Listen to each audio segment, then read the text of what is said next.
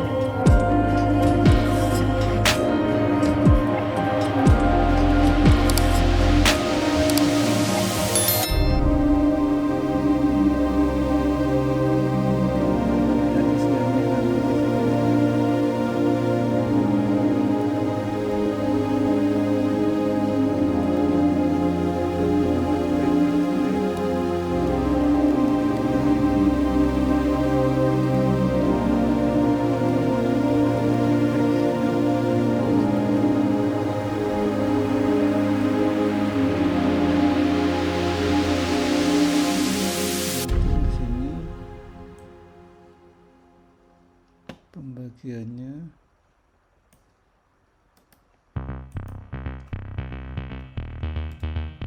bagi, kemudian di sini adalah kita beri nama TXT Group.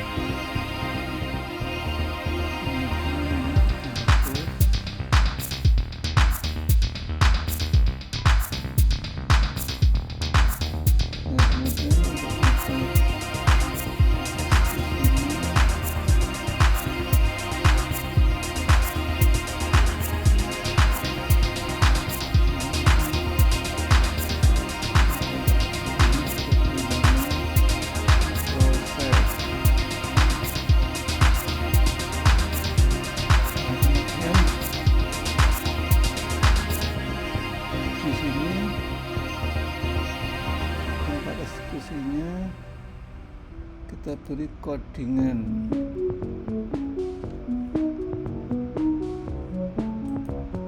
Codingannya adalah yang pertama